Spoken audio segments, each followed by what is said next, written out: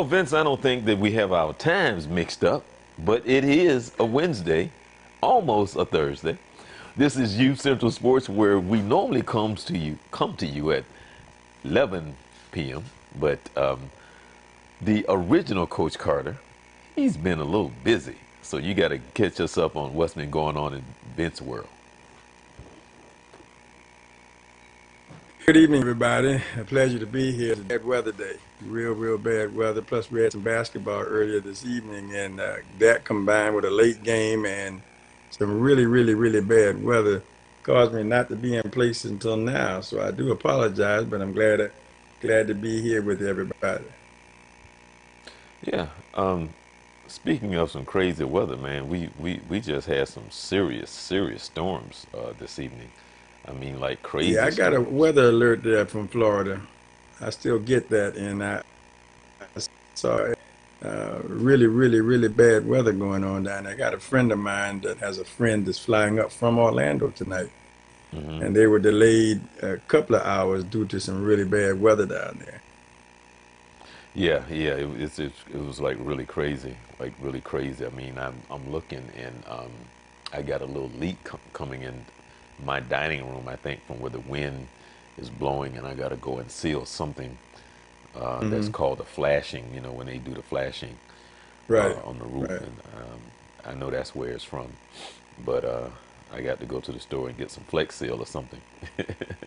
Oh yeah, oh yeah. Yeah, I mean water was high, and usually I don't see water at my front door, but I had water at Hmm. my front door. Yeah. Yeah. So, but But it what's it been it going on? it's been Because you've been busy, and school is out. So what is going on with the kids now?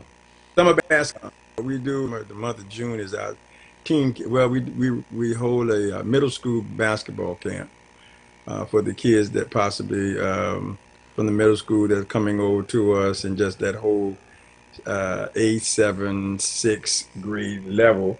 We did that. Then we do all of our team camps. So we played about, as of Friday, we will probably have played somewhere close to 28 games in about less than about 3 weeks. We've actually season in about 3 weeks. It's been really hectic. A lot of travel, a lot of ball, lot of basketball.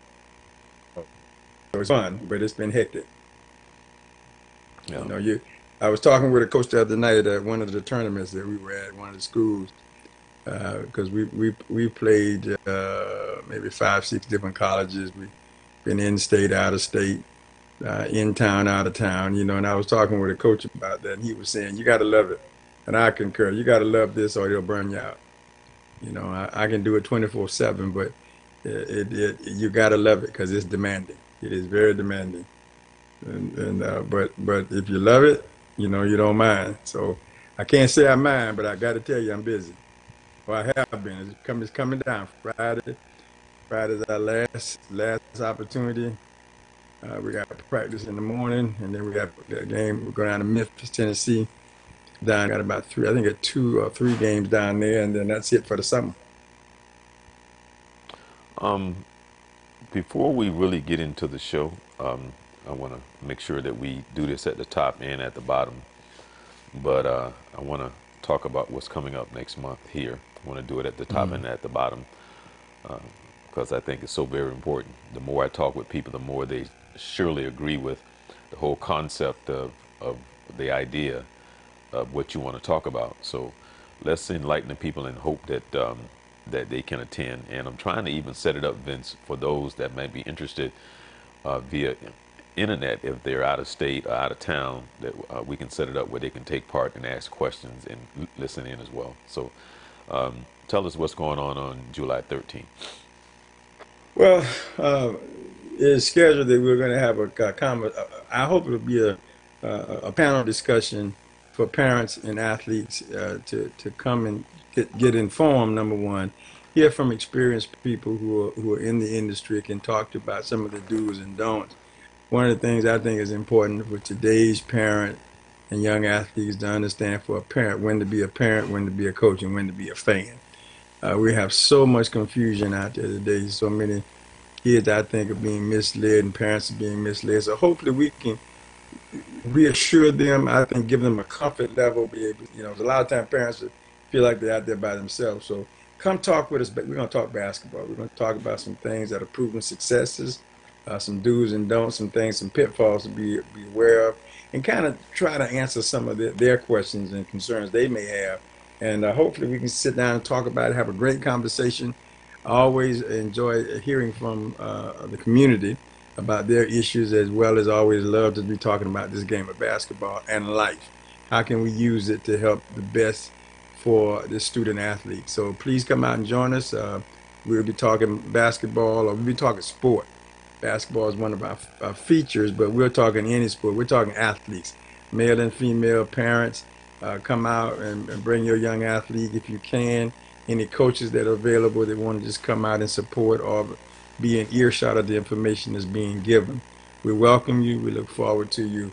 I'm certainly looking forward to being able to converse with many of you. Definitely. I mean, I've been getting some feedback from people.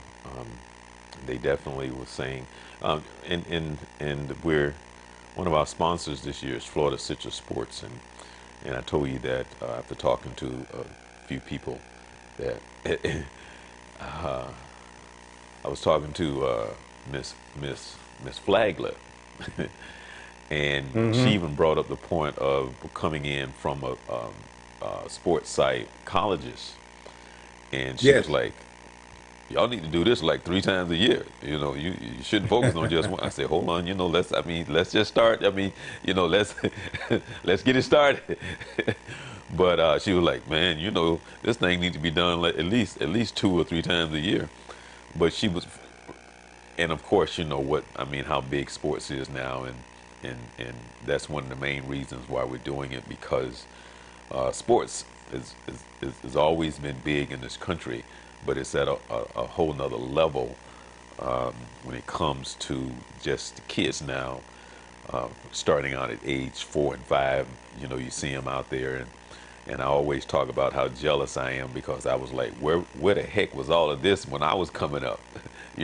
I mean, we played sports, but not like it is now, and all the things that are out there that the kids can participate in, and it's I mean, it's on a level where you'd be like, wow. And it's almost like Vince, I try to imagine, and I do this all the time, and that is I try to imagine. I mean, I try to imagine for myself if I had the opportunities and had been introduced to these things when I was a kid, and how much better I would have been, along with the experience and the confidence that I would have been able to, build with the play and the experience, and what level I would have been, even at the age 12, because I really didn't start playing ball seriously until 6th grade. So just the idea of starting, in 1st grade, 2nd grade, and it's I mean, it's just it's just overwhelming to think about how things could have been. It's just weird to just see these kids now. And it's a good thing, that they are able to be introduced to it to some degree. But at the other side of it is what we hear about in sports medicine, especially when it comes to football and the things that are taking place because of the contact, and the bodies are not being developed, and be having these the head traumas now, and some of the stuff that the research is showing is as well. But I'm talking about, I mean, it could be track, I mean, it could be baseball, it could be soccer, it could be volleyball at such a young age. Well, the sport has evolved. It's highly technical and specialized of what's being done. It's a year-round opportunity for kids to get better. That wasn't available before. Year-round ball, but not the attention to detail that you get now. The amount of activities that a kid could be involved in his or her sport, where they get to get better year-round, in season and out of season. The sad part about it is to make better athletes. It has the sad part is the business aspect. The business aspect to me overshadows the improvement of the athlete. Everybody's taking that now, and it's a huge financial market, which I understand making money to support it, but it's just out of control in some cases.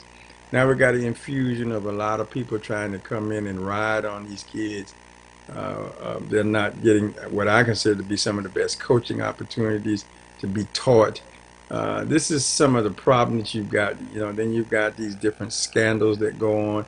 They're utilizing these kids. It's a business now, and I think the kids are coming up today as well as the parents. You have to be well informed. You're sending your kid off to college. That's a business. That's a business for those who are recruiting your kids. You need to be armed with information as you get involved with them. AAU basketball, YBOA basketball, City League, USSSA, but all this kind of ball it plays in is this basketball, karate, softball, baseball, football, baseball year round. I mean, kids are getting. I think it's great, but we just got to manage it a little bit, and that's really what I don't. Some of the pitfalls to it. And that's just a change from when I came along and when you came along. To my benefit, I've been involved in that year-round ball because I've coached AAU, YBOA basketball. So I've been around the clock. Then got into high school basketball. So I understand that. I'm familiar with that. And then off-season basketball. It's no excuse for a kid not to get better.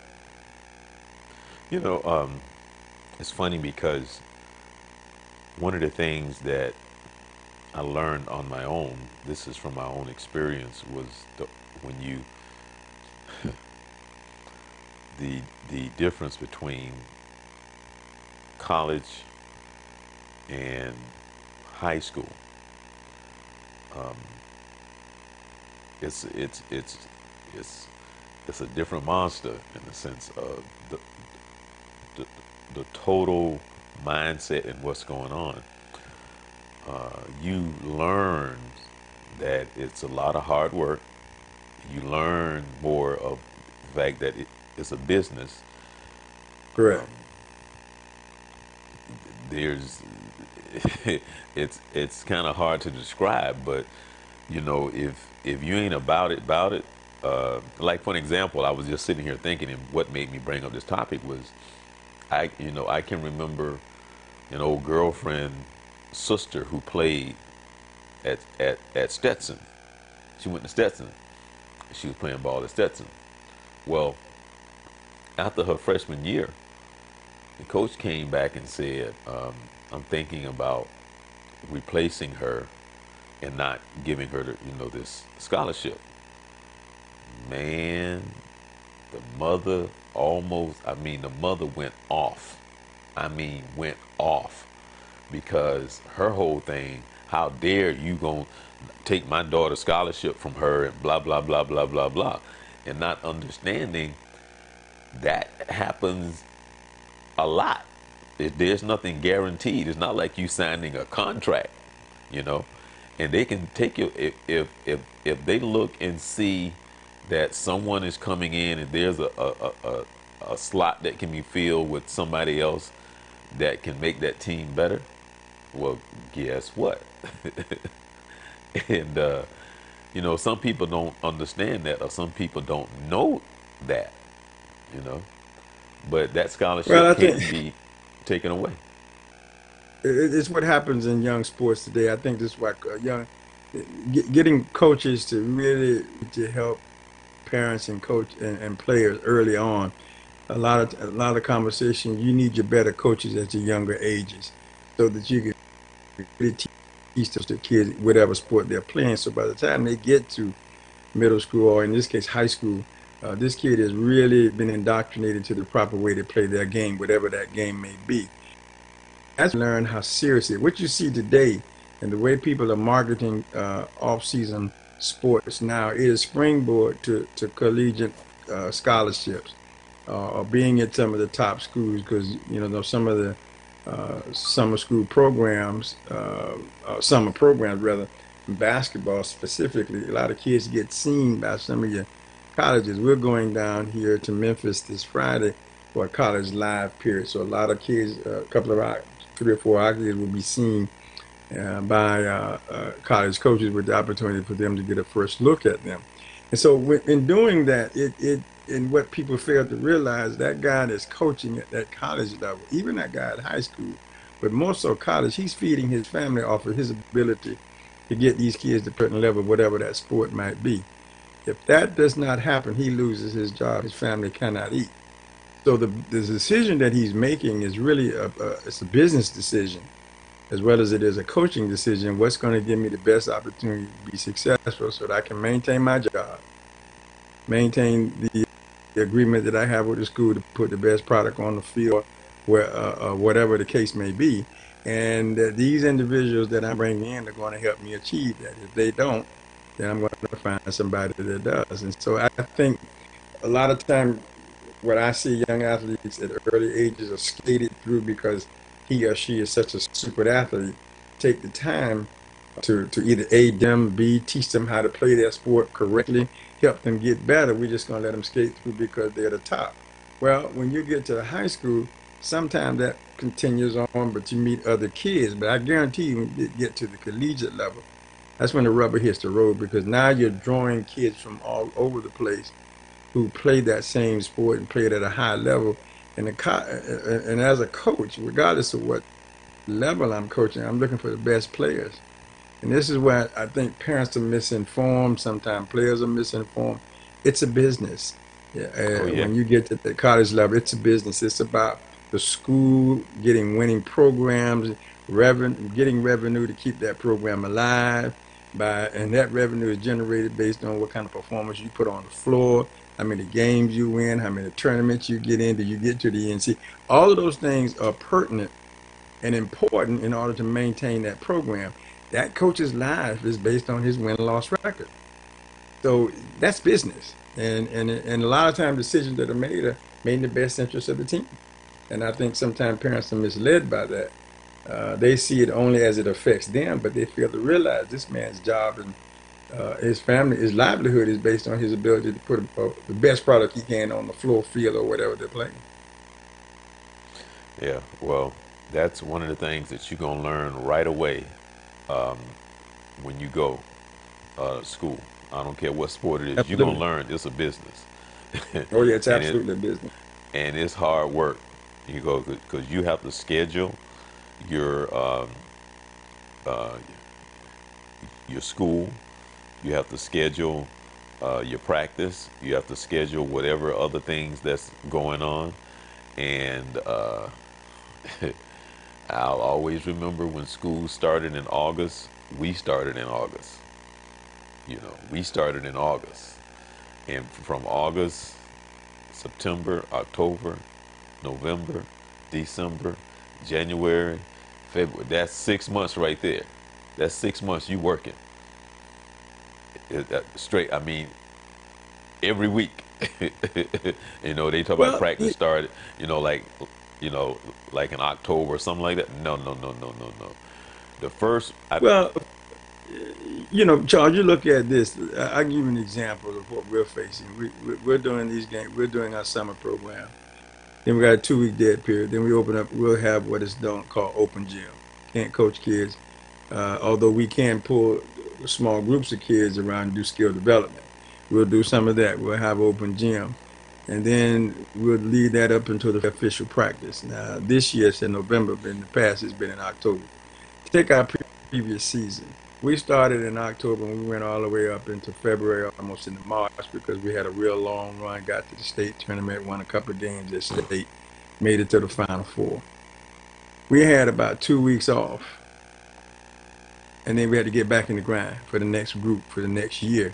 And we are already behind now. Our success in allowing us to, play longer put us behind in our preparation for the next year. So we're now back in the swing of things. So it's important for you to understand the commitment level, that the time issue that's being done, the amount of time that coaches spend away from their families, and that family time that they lose because they're devoting their time to that sport. And then you got kids that don't want to be involved, who don't want to make the commitment. That makes it even more difficult. So it's a long process. I mean, It's a lot of film watching. It's a lot of practice time. It's a lot of conditioning. It's a lot of free throw shooting if it's basketball. I observe closely the football program. I was out there this spring as they were going through their spring drill. They're right now at 7 in the morning, every morning, 6:45 in the morning on the field for till 9:30, doing conditioning work, doing skill work, doing weightlifting and stuff. I mean, if you're going to play this sport, whatever sport it is that you're playing, you got to be 100% in, and that's in season, off season. One of the things I challenge our kids about is doing is being the 1%, but not doing what 99% will do and quit when they quit. Be the 1% that go the next step. That's what makes you different. That's what championship teams are made of. They're that 1% that will do what the 99% won't do. That's Right. in any sport. And that's a commitment. That's a time. And that's what I tell them. And this takes time. It's a lot of time commitment. It's a lot of time management. And especially if you're in high school, you got to pass your grades or you can't play the sport. Your primary purpose for being in school is to get your education. This is an extracurricular opportunity that you're involved in, but it has its demands. So it teaches a kid time management, teaching priorities, but it's a job. And if the program is doing well, okay, then the expectations go up even higher. We had very high expectations last year, and we were able to reach a lot of them. So, well, guess what? Our expectations this year are just as high, and even higher now because we were able to make some, achieve a few last year. This group coming along, we got, that's what this summer is about, getting them ready. So it's a constant grind, and if you don't love it and you're not committed to it, you won't get the most out of it. I've always said in the basketball arena, if you love the game will love you back. But if you're gonna love the game, you got to really love it. You got to come to love it every single day. Got to be a high priority on your things to do list. You know, that's the funny thing that I was just talking to my cousin last summer. He has a daughter that is a freshman now. Well, she be going into her sophomore year. But over the years, a lot of the guys that I played ball with, uh, now this some time has gone by and they've had kids, and one of the things that we always talk about is that the generation that's coming up that don't have the passion and the love for the sport like we did. And my cousin gave me an example, and because it's kind of hard to understand when you love it, and you have to. I mean, you don't have to love it, but in order for you to put the time in and the sweat and all of that takes place, you have to love it. I mean, it has to be part of you. It has to be part of your DNA. So it's easy when you grow up and it means everything to you. So I have spoken to many of my friends over the years, and they just been so heartbroken and so disappointed with their kids because they say when like one of the guys that I know, and this is what he said. He said, my son has the potential to be a very good athlete, a good ball player, but he doesn't have the passion to work at it and to try to improve. He just, it's kind of like a days ago. But when my cousin said what he said to me last year, when the daughter was actually here in Orlando playing at a volleyball tournament, and the scouts were here looking at the volleyball players, and one of the scouts came up to her and said, you're a really good player. There's an opening. I would like to offer you a scholarship. And she was kind of like, well, I don't know, maybe. And I'm standing there looking like, what? And what my cousin said was, Charles, they have so many options now, from what they do on the computer and all this other stuff, what they look at and the entertainment, this and that and this is different now. And when he said it, that was the first time ever, Vince, that I thought about it in that sense of these kids and their atmosphere and their culture now. And so the whole concept of whether or not, because the way that I look at it, and evidently he wasn't sweating it because I guess he can afford to send the daughter off to college, because where I'm from, that if somebody was trying to give some one of us a free education, you know what I'm saying, especially as expensive as school is now, and you go, well, I be who what?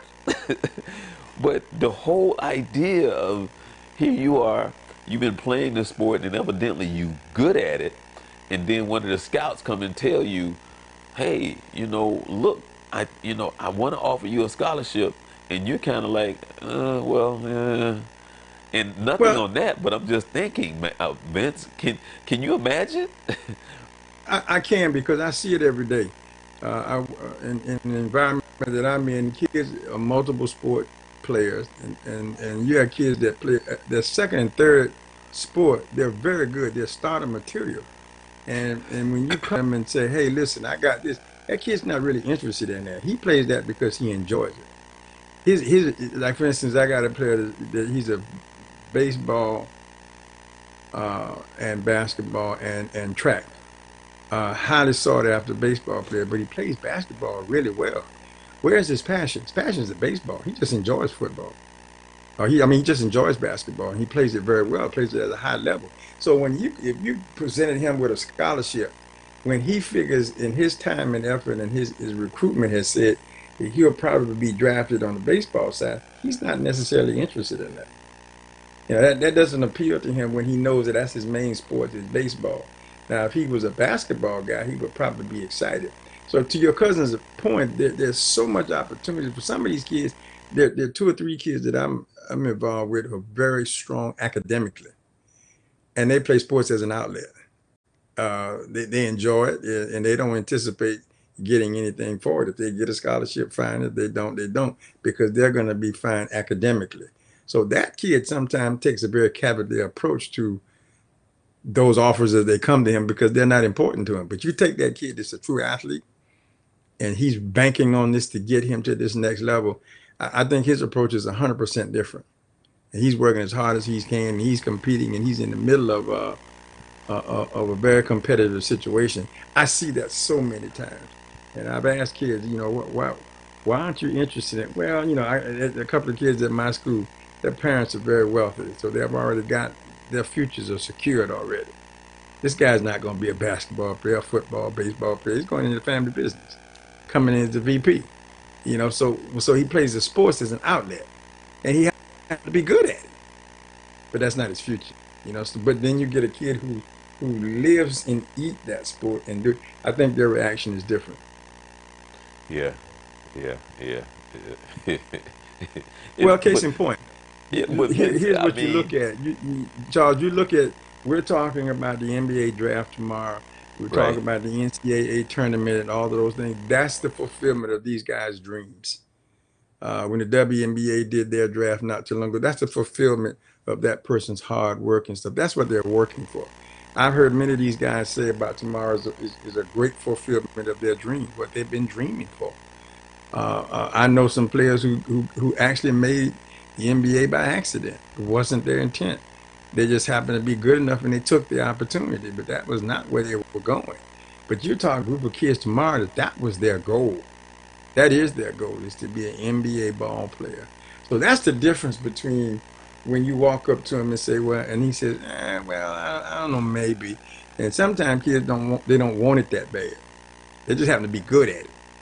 But that's not really what they want. And you see more and more of that, more opportunity, which I think is good for the young athlete that he or she has multiple options.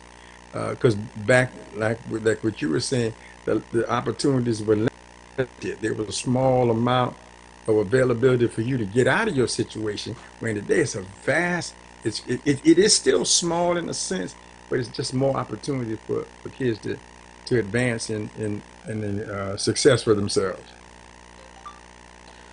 Oh,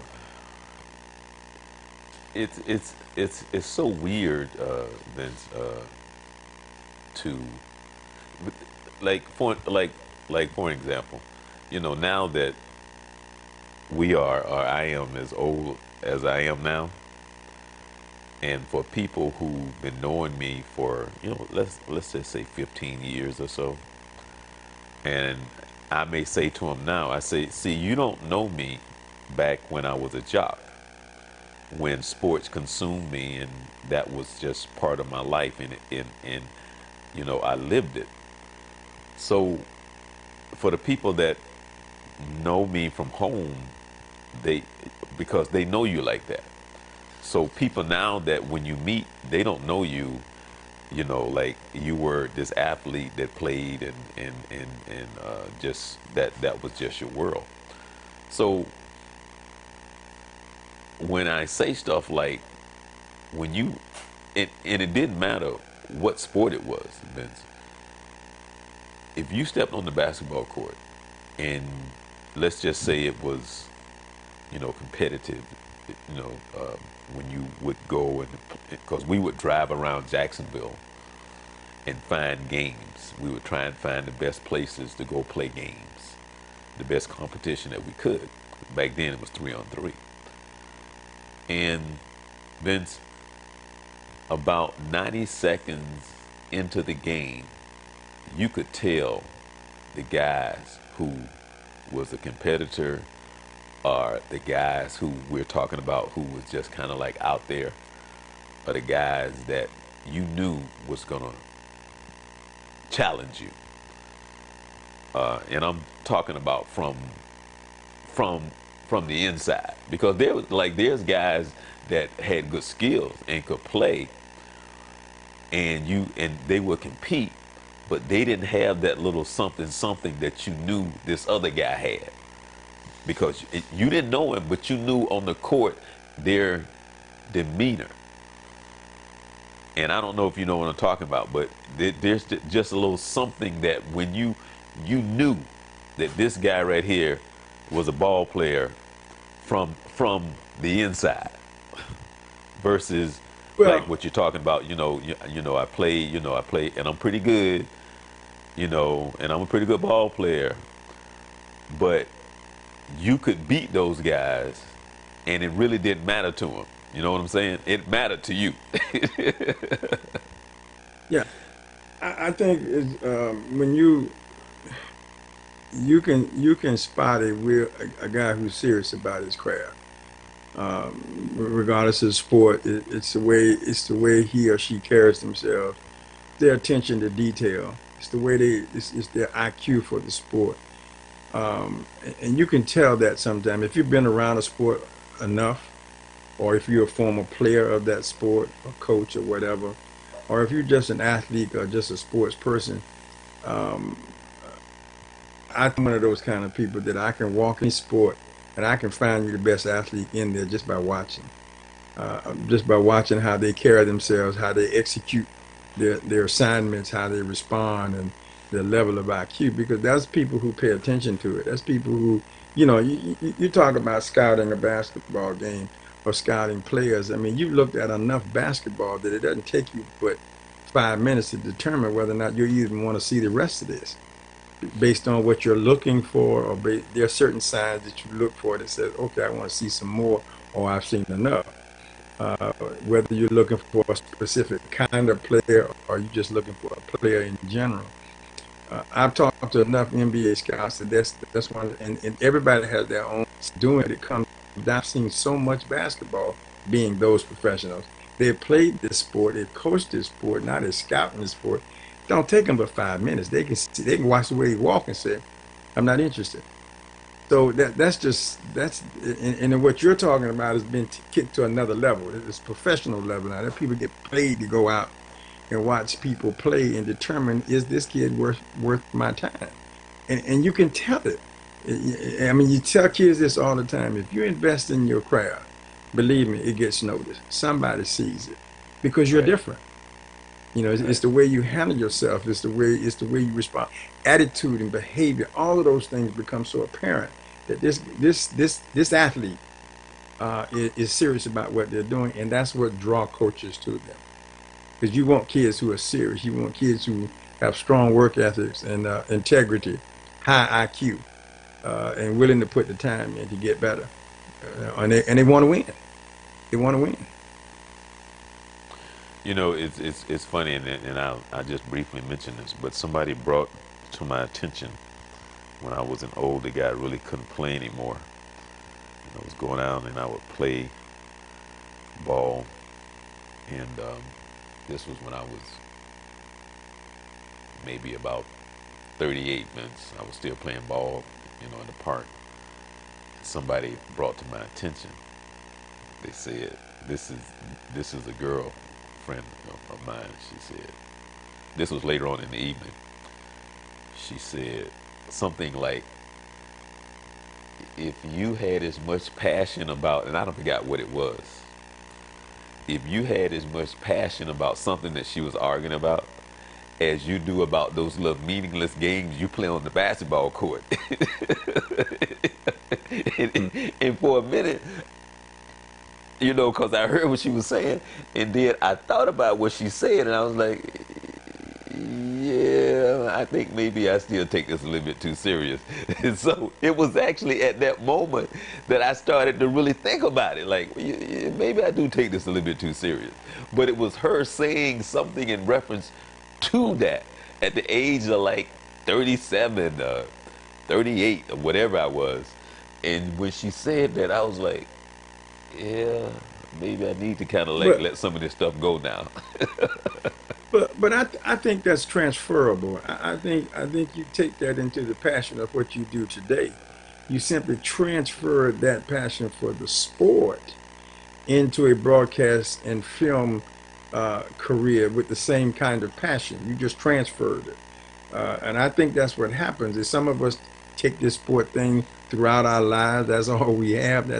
And we still compete every day, whether it's maybe not as players, but as coaches or whatever. Or we transfer to some other skill, but we take that same commitment with us. I think if it's in you, it's in you. But You take the game too serious, but you transfer that to what you currently do, which is your profession, and you have the same commitment to it. You're just as driven by that as you were about the game. Now life changes, especially from an athletic standpoint. Your body will let you know that okay, we can still do this, but not at the can't run up and we can't run up and down the floor like that anymore. Or we can't go out here and make contact. We can't jump that high anymore, or we don't run that fast. So you start transferring that skill. But I know guys who were very highly competitive, like in the game of football. Uh, I mean, they were true bruisers. Now they play golf and they attack ball like they did their football. They smack the stink out that thing. I mean, they go at it, but they just transfer it over. And I've seen some people actually do that in relationships, and that's a very unique situation. But I think we just transfer our passion and our commitment. That's what makes companies strong. Is their leader is committed, and he has got other people to buy into his commitment. So I think that's a admirable trait. And I do think at some point in time you have to come to realization. I'm not getting paid to play this sport anymore, or I've never been paid. I'm never going to be paid for it. So maybe I should relax, but I'll take that same passion and I'll put it in my relationship, or I'll put it in my job, or I'll put it in right. whatever else I do. So I think again, I believe it's transferable. Right. See, the funny thing is, Vincent, and I'm not trying to pat myself on the back, but this is the absolute truth. This is the absolute truth. Back when I used to work for Orange County, at least 3 or 4 times a week, I used to go to this place they call Well Works, and we used to play full court with their court there. And as God is my witness, Vince, be before I would go out and play, if you stood there and watched them play, you had a lot of guys that wouldn't even cross half court. You had a lot of guys that wouldn't play defense. They kind of like played a whole court, but sort of didn't. But the minute that I stepped on the court, it, I mean, you had to cross half court. I mean, to play deep, you had to play defense. The game changed because I'm like, if y'all gonna play, y'all gotta play. All this not playing no defense and not crossing half court and all that other stuff. They played, but if I just walked out there and we hadn't picked teams or they just playing, it was a totally different game. But the minute you step on the court and you start playing hard, everybody else start playing hard. Yeah, The game just picked up. generally that's the perspective on the floor, especially in pickup ball.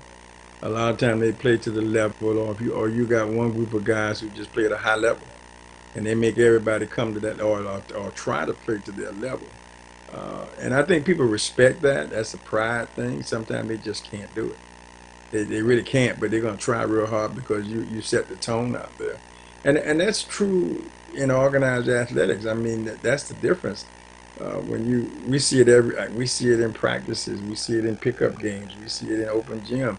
You get certain kids on the floor, the whole tempo changes, the game changes. Yeah. But you don't, it brains in. So these kids want to play, and you want to be on a winning team, so you pick these guys or you try to get on their team, or and in addition to that, you compete real hard against them because you always tell kids find the best and compete against them. They'll make you better, whatever sport you're playing.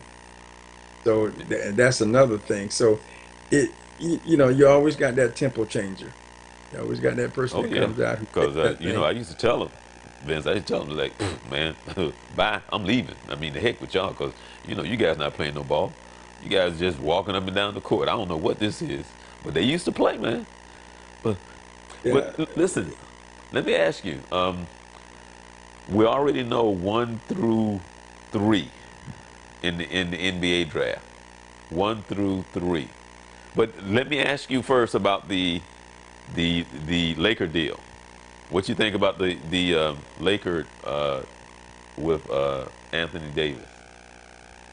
Well, it was a crazy trade. That's something that they said they wanted to do. I'm just a little surprised that AD wants to go out there and play with LeBron, but they gave away the house. The only thing they did, they gave away the house to get what they want. Now let's see how they put it. They got to get some more. They're still trying to go after another top name player. Kawhi Leonard's name has been mentioned, but Kawhi has pretty much said that he's he's interested in the Clippers. He does not want to play in LA. So I don't know what else they're going to look. They're looking at. Somebody said there was a conversation I saw, I think it was on Twitter, where they were talking about why they should go get Carmelo Anthony. I thought that was funny. I just thought that was. I don't know whether they were serious or they were trying to make it funny, but I thought it was hilarious. But that's an interesting trade. It's kind of anticipated. A lot of people are saying they're picked now to be the next West Coast champions because the Warriors will be down because Clay will be out and Durant, whatever he's going to do. I'm not convinced of that because I think they just got so much turmoil out there that they got to get straight. They got to get their front office straight. They're giving up the farm for a lot of players. Now, who's going to play with LeBron and AD? They're putting a lot on LeBron. A lot of people think LeBron can deliver. I don't think he can. I really don't. I really think he's going to need a lot of help to do that. So it's an interesting trade. It's one that everybody's talked about. It came to fruition. I think, obviously, we got a few days. You're going to see some more trades. Mike Conley leaving Memphis, going to Utah Jazz, which was kind of surprising to me. Now Al Horford is wanting to leave Boston. That's interesting. And then Kyrie's leaving. I've been saying to everyone as these talking heads have put all these different players different places. And I will remain with the fact that all of this sounds good till we start signing the bottom line. Where's all this money going to come from? You got to sign these guys. So right now you're making trades to free up money and to strengthen teams. You got a draft coming up, and then you got free agency coming up. One of the things that Steve Kerr said that I 100% think is going to be evident of the entire league, he said they'll be fine next year, but they're going to look a lot different, which is true. And I think you're going to find that the whole league's going to look different. We haven't heard. There's so many other things that are out there that's being talked about that have yet to been executed that I really think we're going to be surprised. We're going to really be shocked. Okay. But and then you look at what's happening with the Pelicans now that AD is gone. What are they looking at doing? And Kawhi goes to what's that going to do to Toronto? Then if he goes out to the Clippers, what does that, So it's going to be exciting. I mean, it's what I said. This is going to be a fantastic summer. Well, let's let's talk about the because it's funny because when I saw this, I thought about you when I saw the Mike Conley trade going to Utah, and I saw your boy Grayson Allen. I was like, oh, there's a Grayson Allen sighting, and Crowder and Kyle Corbett. Uh, they were, I mean, they went to Memphis, but I thought like, oh, Hmm. there's a Grayson Allen. Is it Allen Grayson or Grayson Allen? What is his name? Grayson Allen. Oh, okay, Grayson Grayson Allen. Allen. Okay, I was like, oh, because they sent him down to the D League for for a while, Right. and then Which is where he I, should have been. Yeah, I'm serious. That's where he should have been. He came up and played in a regular season game, had double digit numbers, big game, right, latter part of the season. And okay, but he's not there yet. He's not there okay, yet. I mean, now they bring Mike down there, that's gonna push him even further behind. Um, so I a lot's going on out there. I mean, I mean, he's just well, it's right, unbelievable. well, I mean, with the Utah trade from Memphis, because Memphis just basically just have broken that team up, uh, especially when they traded Gasol, Yeah, which was a good move, right, darn good move. uh, Create money, yeah, right, and create cap space. and now, I want to ask you, Boogie Cousin, Uh-huh. do you think he may end up with the Lakers? No, well, I don't. I personally don't think so because right now there's some conversation that two things have been said. Number one, that the Warriors want to try to keep their core together. That may be expensive, but that's one of their goals, and they may even bite the luxury tax. Two hundred There million, was conversation that 200 they million. were interested in keeping Boogie. They were very much interested in keeping Boogie, so there's a possibility of signing Boogie back because he did pretty well once he got up and got playing, which is showing them, according to according to what I read, it's showing them that once he a full season of Boogie would be to their advantage, and he did some good stuff during the playoffs. So the likelihood is, or the intention is, let me put it that way, is to sign him there at in the with the Warriors. Yeah. Well, when you think about the Warriors, because they're gonna have a different look, and it's interesting how that played out because it kind of shifted a lot of things with the injuries, uh, with what happened to them. But they're still going to be a good team, I think. I mean, they're not Oh going to no, be the dominant team, but I think they're still going to be a good team. well, I certainly think, without a shadow of a doubt, that they will definitely be a very competitive team. Man, they're going to make some serious changes out there. They're going to have to. They do need to resolve the issue with Clay is re-signing him. Supposedly, he wants to stay there. There's still the issue with Durant and what they're going to do with that money and what have you. And they've got some kids on the bench that could probably play well with other teams. So I think they're going to be all right. They will look different. Not having Clay is definitely, or having either one of them, um, is really going to make them look different. But I got to tell you, I was very upset, and I may have said this, and I apologize if I'm repeating myself. But during the injury of Looney there and Durant, that nobody talked about that young man's injury and how much his contribution to that team. He played with cracked rib in his chest. Nobody in the press conference asked about it, but everybody wanted to know about Durant. And I have great feeling for Durant and what he did. I really do. But this kid had given an awful lot. He did all the dirty work. Nobody asked about it. Nobody gave an injury report on him at all. I was very insulted by that because his Yeah, boy played his butt off throughout the series. He came back and played with a crack rib up in his chest and gave it all he could give. He left that game and came back in the final game and played as well. And yeah, not talking about, I think this boy could get his contract renewed as well. and then the thing is, actually, Vince, they they showed him on the, I mean, doing the timeout on the side. You know, he was Right. hurting. You know, you But could it clearly definitely see hurt him. that he was hurting. But you know, again, nobody has really covered him, really said anything about him. A You know, staple, a staple player in their success throughout the season. Not only in the playoffs, throughout the season when before Boogie came back, Bogan wasn't playing that much. It wasn't Bogan wasn't playing that much. They were using a lot of Looney in there to play, and I just thought it was disrespectful, and it kind of hurt my feelings because I just love this young man's work ethic. He's quiet. He doesn't say anything. Just come and go to work. And that's what you teach every young player is to get out there and do your job. You don't need a hoopla. You don't need to wave any flags. You just go out there and bust your butt. And that's what he did. And for them not to acknowledge that, to just give all that coverage on the other side, which Durant deserves the attention. But that was a very, very, very serious injury that he got both times. I mean, it's in the second time, 100%. But this young man also put his life on the line in a very serious injury and went out and came back and played the rest of that entire final game. So that bothered me, but I mean, obviously I'll get over it and he'll keep on going and keep playing. But he showed up and he played. He played with his injury. I just hope he has a full recovery for next year. And they definitely want to keep him. They definitely now want to keep I'm him. going to say a couple of things, and you can give me some feedback on this here.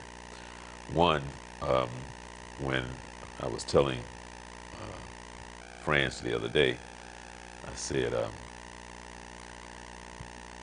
when you go to the Lakers, or let's just say you go to the Clippers, right? Say I'm just saying in general, you can go to the Clippers and play for this organization and give them maybe 6, good years, and they can probably put a statue out, or recognize you, a banner, or retire your jersey or something like that, which is notable. But when you think about the fact that you can go and play for a country, not only can they retire your number, give you a statue, but Vince, they might put you on a stamp. you know, Yeah, yeah. you understand what I'm saying? Because you're not just playing for this, you're playing for a country. And when you think about it, it's kind of like, wow, and whether you into that, but that's the reality of it. But you're in a place where they've been winning for the past few years, and you just won the whole thing. So, however you rationalize it, because I don't think it can be a wrong move either way. But I don't know, Vince. I don't know, because these guys are so different now. Because for somebody like us, how we grew up, we would be so happy to, not that you need to be on a stamp, but the fact that you would be so welcome because it meant so much to our generation, you know. And the other thing that I was going to say that you can comment on, was that it would be so great that if Vince could spend his last year where he started, that would be like perfect. Well, your first comment is the situation that this is it's the evolution of the times. It's just the growth of times. The focuses are different opportunities. There's more opportunities now than ever before. And I think the focus of what you look, how you perceive the importance of winning a championship or a division championship or the whole thing is viewed so differently. I think it's they're really trying to give it value. They're really trying to make it different. It's not something that happens all the time. We get a winner every year. We get a new winner every year, and sometimes the same winners. But you know, everybody will tell you in any sport how unique it is to win the World Series or win the Super Bowl or win a basketball championship. So I think the value of it is really, in some cases, diminished when it's repeated by the same team. But nevertheless, one heck of a feat. And I think they're trying to find ways to make it special. And I think their appreciation for what they're doing and what we did is totally different based on availability of opportunity. We have limited opportunities. We dream big, but they can dream even bigger. And there are bigger pots of gold for them to go after than there was ever out there before. And so I think you look at the rings. I remember when some kids I knew won a state championship, they got a nice little ring, high school, but they still got a nice championship ring. But you look at some of these things, these NBA and NFL players getting, they're getting thousands of dollars to put on their finger for the happen. So it's really trying to value it. It's like winning the Olympics gold medal or winning the entire Olympic. I mean, how do you top that? What kind of value points do you give that? So I think that's the difference in when you and I came along. The ceiling's so much higher now. It's still difficult to achieve. Right. I think the Warriors have done a great job, and I still believe that they will come back and have an opportunity to win it again. Toronto will be depleted to some degree because he's been there a long time, and I'm glad for him to win. Look at Jeremy Lin; he came along at the right time. Gasol got popped in at the right time, and look what that happened to them. Are they going to be around to repeat? I don't think so. Especially with when you look at that Kawhi will be going someplace else. So that value to them, maybe I think we value it, but I think they do value it. Each one of those guys. To my point, look at Kawhi. Did you see the Hmm. expression on his face when he won that thing? You never seen him an Right. outburst like that. This thing is important. It was absolutely important, without a shadow of a doubt. Has great value to him. On your second comment, um, I've read several different possibilities of where he could possibly go, based Uh-huh. on needs, based on what he brings to the table, and so on and so forth. With Toronto being one of those possible destinations, I truly believe that if it's only for a day, he that's where I think he'll retire. Okay. Um, uh, because there had been some opportunity for that to occur a year or so ago, which meant he possibly would have been on his team for his championship um, uh, possibility. But I think it's just going to be a sentimental thing that if he gets where does he get picked up for? If he gets picked up for next year, which Right. I think he will, where will he go? And will he stay the entire season there, or would he be traded at mid-season, or will at the end of the year he get traded to Toronto for one day so he can retire as a Raptor in the off season? I really think it'll. I really think they're going to make that happen for him. I just don't know how it's going to happen. Right. And I think Okay. that would be great. Yes, that would be a wonderful thing. Yeah, it would Uh, be. But, Ortiz, Big Poppy. Did you see where mhm. he was was not the intended target? Did you? No, I didn't read that. I did read where he was up and moving around. That he was, I guess, recovering well. Uh-huh. The last I read, they were still investigating who was the intended target. A- According to the report that I've seen on ESPN, a gentleman was upset that somebody gave information for him to be arrested, and I think it was his cousin a few years ago. So how whoever it was who picked out Ortiz got him mixed up with whomever, Mm. but he was supposed to go shoot somebody else. He wasn't supposed to shoot him. He was supposed to go shoot somebody else, based on Wow. what was said on ESPN. That's crazy. I mean, how do you, what do you say? First of all, how do you explain that to someone? Oh, I shot the wrong guy.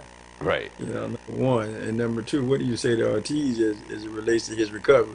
Suppose he did not recover. Suppose he has right. permanent injury on a mistake. Um, that's crazy. But I'm glad to hear that he is recovering reasonably well, to the point that I think they're saying he made full recovery. Yeah, yeah. I'm gonna see if it's gonna come up again on the bottom feed, but it's been on the bottom feed on ESPN most of the evening, and it kind of explained uh, the gentleman had hired, I guess, somebody to shoot his cousin. And that doesn't, I mean, hmm, that's Yeah, bizarre in itself. I mean, right. what do you, I mean, I don't even know how to get around that. That's just crazy.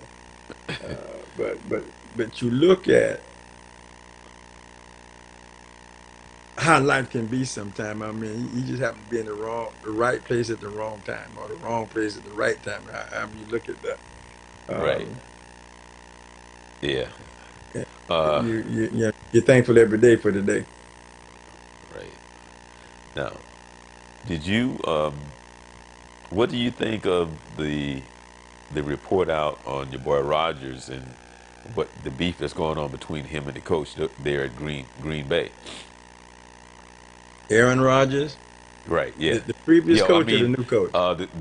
the coach is kind of taking away him to change plays at the line of scrimmage. Did you hear? Did you hear about that? No, but that is why is I mean, you change coach, you change philosophy, you change Right. styles. I realize he's a Hall of Famer and all that, but that's that coach's privilege. That's the way he want to run his offense. That's something they talk about. In my opinion, the way I look at it is that it may not. Maybe we're trying to make it into something that it's not. In that he decides I want to go. I don't want you to change my play. Now maybe they will change that later, Right. but that's the coach's prerogative. I see. Is it an insult to Rodgers? Well, I don't know. That's a conversation they have to have in looking at, because at some point in time he's going to allow him to do that. He's going to have to allow him to do it, because if he makes his reads and he sees it, and you know this play is not going to work based on coverage, you would be foolish not to change the play, Well, or well, you just run it and let the interception take place, or the lost yardage or whatever. Um, well, but I think that's that's what a I was going trust to ask issue. you. And Yeah. that is exactly what I was going to ask you about the fact that here's a proven guy who obviously knows the game. So why would you? And I'm not saying yay or nay. I'm just saying as a coach coming in, why would you want to take that away from one of the top players, probably, in the NFL? Is it because you afraid of losing your job, or you just trying to micromanage, whatever that is? And I think Yeah, eventually it will change, but based on what you just said. yeah, I think it would have to change. Now, there could be a learning curve. I mean, obviously, Rodgers is a smart enough guy to pick up on whatever. I mean, he's a smart player. He knows he's looking at. He can read defenses and so on and so forth. I don't, based on the speed of the game, you don't have time to look to the sidelines to check a play. To see what you want to run instead. So there's going to have to be some kind of parameters there I mean, what could be the situation, and I'm not sure. He could be, if I send you this play, this is the play I want to run, unless you see something different. Now, if I want to run over here and the coverage is there, or I want to throw in that area and the coverage is there, and that's not going to be, then you need to make a smart decision. But otherwise, if the defense is set the way I perceive it to be set, based on our play, I want to run that. Don't change that. That could be, I mean, that's hypothetical. That could be in there, because I think you would want to tell Rogers, I want to go here, but if you see something over there that's a better opportunity, we got a better situation. Go there. Right. So I, I think he's gonna have to change that. Well, I would. I mean, I would change it. I mean, that's up to him. But I really think if he wants to win, he's gonna have to trust this guy on the field. well, uh, be this this should be a, just like in the NBA, this coming up season in the NFL should be a good one. The NBA is going to have. I think the NBA is going to be probably one of their best years because of the shift in powers and the changes of LeBron out of the East into the West. The Warriors potentially down from where they were. The Lakers maybe up in there, and you got Houston. Houston's got some stuff going on down there between Paul and Harden, which they say is not real. Paul did not request. CP3 did not request Trade. did not request to be traded, but I hear that that's not true. I hear he and Harden are getting, they're having a beef and so on and so forth. So there's going to be so much shifting going on from power based on free agency and drafting and trade. Well, I think you're going to see the same thing, and I agree with you. I think you're going to see the same thing in the NFL. The consistent thing would be those teams who make minimal changes and for instance, the Cowboys supposedly on paper are really in a very good position. They've been in a very good position many times before, but they're saying that they have a lot. They're needed minimum change. They picked up what they need in order to be that way. You've got some other teams. You take for instance the Raiders are going to look different. They're going to have to, or they're not going to win. Atlanta is going to look different. Miami's going to. So all of those teams are going to be different. The one thing that I think is going to give you a winner would be the team with the least amount of change. Because to me, consistency it will be a huge value to a team that has minimum change because you got veteran ball players and they know what they're doing. They come out and they're ready to play. Supposedly, the Cowboys is one of those teams. We'll see. We'll see how they do because they have now, for instance, the Patriots. Now, a lot of people say the Patriots are on schedule, potentially on schedule to win another championship. I thought they got lucky last year and backed their way in, and they got it done. I don't think that's going to happen this year. I really don't, but we'll see. You got to play the game. Cowboys got Witten back, which was a big loss for them last year, not having him there. That's experience at the tight end. Is it enough to get him over the top? We'll see. They picked up some more receivers. The biggest problem the Cowboys got is Jerry Jones. If he go ahead and sit down and watch the game, I think we do. I think Cowboys will be fine. All right. Okay. Well, um, wanted to ask you, have there's been any other news on the NCAA and an investigation? They they're still investigating. I think we talked about last week about some schools that they're going to levy some suspensions on. They have not named those schools yet, and I think I found out it's because there's some further investigation that's going on. Right now, what they have been doing has been a lot of assistant coaches. They've been snapping them up. A lot of them are turning over. They're becoming testifying on behalf of the NCAA and telling off, but they've not taken plea deals is what they've been taking. That's what I was trying to say. They're taking plea deals, and you see the guy at USC is going, Chuck Person from Auburn is going, a couple other guys, but they haven't gotten to any of the head coaches yet. But I think that's coming. My reading and research has said they're still moving forward. But the NCAA is now saying that based on those schools that are involved, they're not going to levy a suspension onto that school because that individual was there. I think that's the correct thing to do. Okay. Well, Yeah. I said at the So that's top. still up in the air. Okay. Uh, well, let's do this real quick because I said I wanted to hit it at the top and at the bottom. Again, Mhm. this is taking place July 13th. And tell us again, Vince, because we're looking forward to you coming to Old Town. Yes, I'm looking forward to being on town to have a panel discussion about young athletes today, do's and don'ts and pitfalls, and maybe give some tips on how to help your young athlete get prepared for the next level, or if it's high school going into college, some of the things they need to look at. Let's talk about how to be a parent, a coach, and a fan. I think that there's an awful lot of confusion out there today about parent involvement, and I think we need to talk about what does that look like. When do you get involved? Why would you get involved?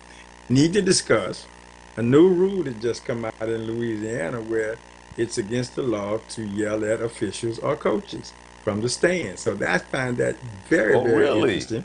Really? Yeah, so that's something we can talk about. That's just been passed in Okay. Louisiana. A I lot of saw a people gonna tweet get arrested. today. Yeah, I saw a tweet today that said, "Is that why Anthony Davis left New Orleans because of that rule?" But that's going to be and in discussing that, we can talk about why did that even come about? Because of the harassment that you're seeing today from the stands, from fans and parents, after officials, after coaches, to the point that this has become almost out of control. So I think those are good topics. We can talk about do's and don'ts. And hopefully the panel can answer questions and suggestions to those there in the audience and on our live feed to your questions and concerns. So please join us. I look forward to seeing you. It'd be my pleasure to say hi. Come by and say hi. Yes, that'll be taking place July 13th. And for those who are not in the area, if you can, let me see if I can find the email address real quick.